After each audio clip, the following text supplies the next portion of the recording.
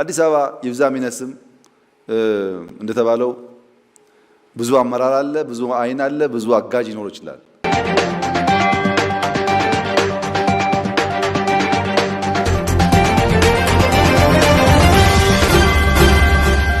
ኦዱቴኛ ጀልቀባቲን magaalaan Finfinnee kantiibaa hedduu qabaachuu ministeerri muummee Itoophiyaa Abiy Ahmed yeroo duraatiif amanan. Ji'a muraasa dura namni siyaasaa obbo Jawaar Mohammad magaalaan Finfinnee kantiiboota 5 akka bultu ibsuu booda Abiy waan kana eda mirkaneessaniiru. Bulchaan Itoophiyaa hoggantoota paartii badhaadhinaatiif leenjiin kennamaa ture xumuramuu booda ibsa laataniiru. Ibsa sanaan dhimmoota jajjaboo kaasan qabu bal'inaan dhageessu. Oduu biraatiin Saudi Arabiyaan lammiilee biyya alaa sagaggaalummaa irratti bobba'an to'achuu eegaluu ibsite. Yeroo dheeraadhaaf lammiileen Itoophiyaa fi Bangladesh hojii akkanaa irratti bobba'an jechuun hordofaa kan turte Saudiin har'a namoota 5 mana tokkotti waan baalagee osoo dalaganii qabuu ibsiteetti gabaasa guutuu dhageessu. Oduu itti aanuun badhaasa gaazexeessitoota IGAD magaalaa Finfinneetti qopheesseen gaazexeessaan OBN Shimakkit Laggasaa badhaafame. Qophii OBN caayaatiin guddoo kan jaallatame Shimakkit badhaasa biyyoota 8tiif kennamu kana fudhataniiru. Gabaasa bal'aa isin biraan geenya akka mooltan daawwattootaaf hordoftoota Anolee Global Media. Oduu odeeffannoo keenya galgala kanaa qabannee dhufneeti jirra. Odeeffannoo keenya ijoo isaan madhageessan guutuu isaa isin biraan geenya.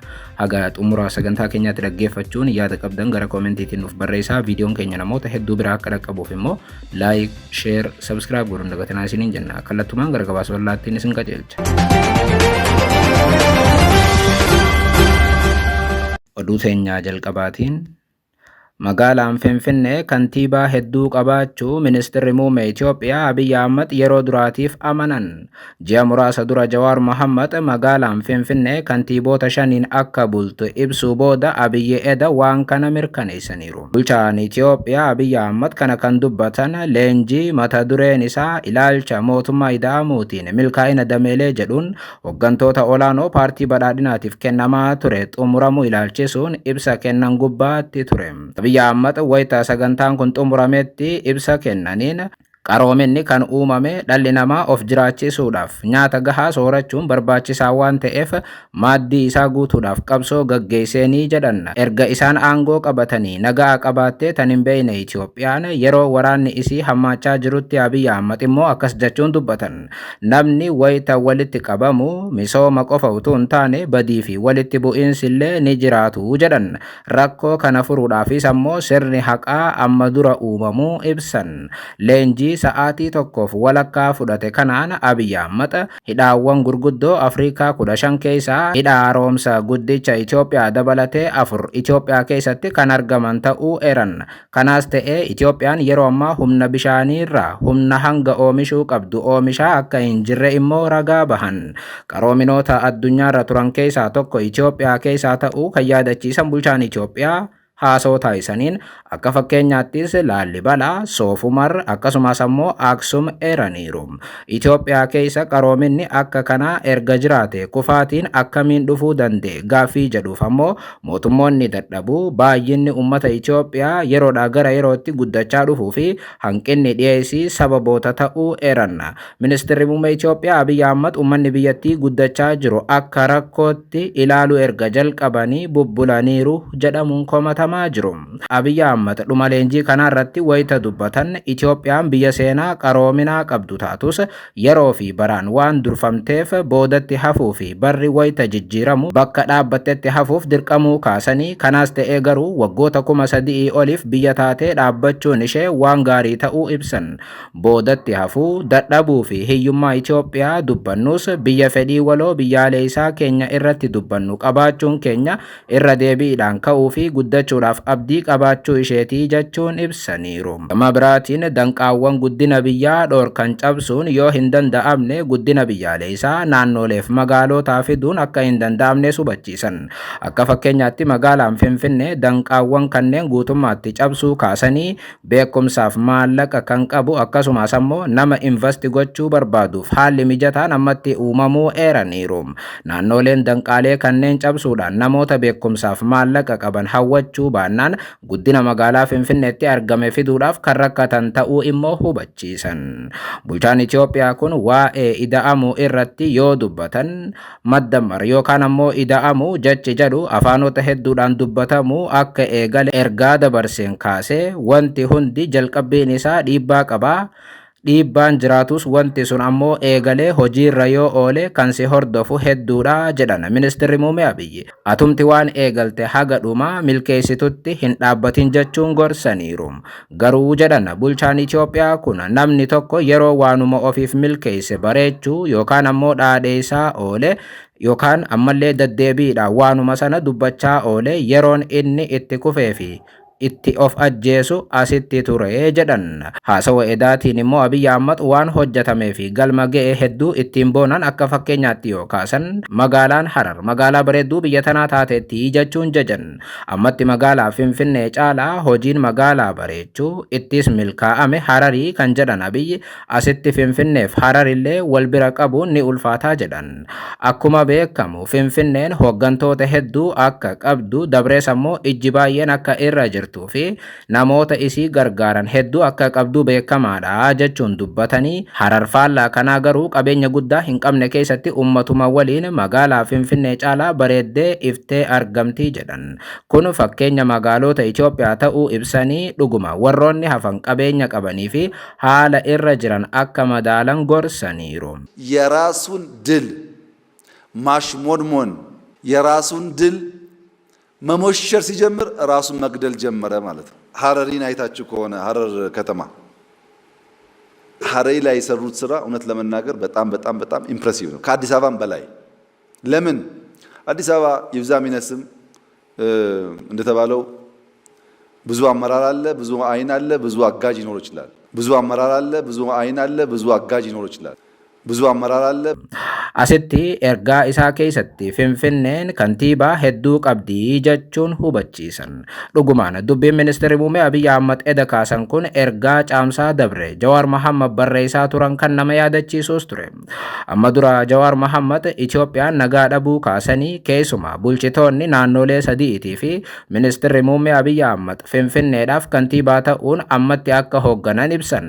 Fakkeenyaaf pirezidaantii mootummaa naannoo Oromiyaa Shimallis Abdiisaa, pirezidaantii naannoo Amaaraa Araggaa Kabbadaa caamsaa keessa TPLF'n Maqaleedhaa ari'amanii Finfinneetti kan godaanan pirezidaantiin duraanii naannoo Tigraay Obbo Geetaachoo Raddaa, kantiibaa magaalaa Finfinnee Aadde Adaanech Abeebeetiif Ministeerri Muummee Itoophiyaa Abiyyi Ahmad walumaan ta'uun magaalaa Finfinnee qofa tajaajiluu malee naannolee kaan deemanii bulchuu hin danda'an jedhanii turan Jawaar Mohammad. Sababiin isaatis naannoleen kaan waraana keessa waan jirtuuf hooggantoonni kun shananuu magaalaa Finfinneetti wal ga'anii kantiibuma Finfinnee tahaniiru jedhu Jawaar. Ministeerri Muummee Abiyyi Ahmad illee eda yoo dubbatan magaalaan Finfinnee magaalota kaan irraa adda kan taasisu gargaartota hedduuf hooggantoota hedduu qabdi jechuun dubbii sana akeekan. Haasawa dheeraa sanaan Ministeerri Muummee Abiyyi Ahmad eda yoo dubbatan ilaalcha mootummaa ida'amuutiin hojiilee gurguddoo yaadanii xiqqoorraa eegaluun milkaa'inni argamaa akka jirus kaasaniiru. Asitti erga aangoo qabanne wantoota hojiirra oolchineef milkeessine jedhanis tarreessu Abiyyi.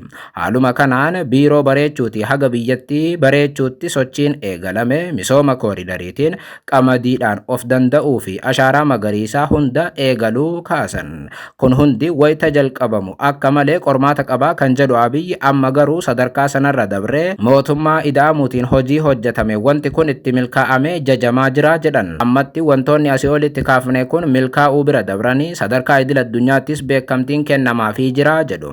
Kooridariidhaan badhaafamneerraa, ashaaraa magariisaatiin badhaafamneerraa, oomisha qamadiitiin illee yookaan of danda'uudhaan illee badhaafamneerraa jechuun dubbatan. Ministeerri Muummee Abiyyi Ahmad hojiilee kanaan beekamtiin kennamuu ibsanillee garuu ragaa hin dhiyeessine. Haga ammaattis garuu dhaabbileen idil addunyaa hojiiwwan isaan jedhan kanaaf beekamtii kennan hin argamne. Miidiyaaleen Itoophiyaatu beekamtii jedhame kana wayita gabaasan hin mul'anne ture. Oduu biraatiin Saawud Arabiyaan lammiilee biyya alaa sagaggaalummaa irratti bobba'an to'achuu eegaluu ibsite. Yeroo dheeraadhaaf lammiileen Itoophiyaa fi Baangilaadesh hojii akkanaa irratti bobba'an jechuun hordofaa kan turte Saawudiin har'a immoo namoota 5 mana tokkotti waan baalagee dalagan qabuu ibsiteetti. Haaluma kanaan poolisiin naannoo Taabuuk qindoomina daarektoreetii waliigalaa nageenyaa hawaasaa fi daldala namaa ittisu waliin ta'uun namoota biyya alaa 5 sagaggaalummaa irratti bobba'an yookaan walqunnamtii saalaa seera malee irratti bobba'an to'annoo jala oolchuun dhaga'ame. Poolisiin naannoo Taabuuk kun namoota biyya alaa 5 dhiira 2 fi dubartoota 3 mana aadaa tokko keessatti sagaggaalummaa irratti osoo argamanii to'annoo jala oolchineerra jedha. Isaanis hidhamanii ammatti tarkaanfiin seeraa hordofamaa akka jiru poolisiin naannoo Taabuuk ibseera. Saawudiin biyyoota seera shari'aa hordofan keessaa tokko yoo taatu namoota hojii akkanaa irratti bobba'an akkuma shari'aan ajajjutti tarkaanfii irratti fudhatti jedhameera. Namoota gareedhaan sagaggaalummaa irratti bobba'anii fi qabaman kana haga waggaa 5 hidhamuu dabalatee haga biyyaa ari'amuutti murtee cimaan akka eeggatus ibsameera. Saawudiin namoota biyya alaa sagaggaalummaa irratti bobba'aniiru jechuudhaan qabde kana ammatti maqaa kan hin ibsine yoo ta'u garuu lammiileen kun lammiilee Itoophiyaa, Soomaaliyaa fi Baangilaadesh ta'uu akka malan namoonni waan akkanaa itti dhiyeenyaan hordofan ibsaa jiru.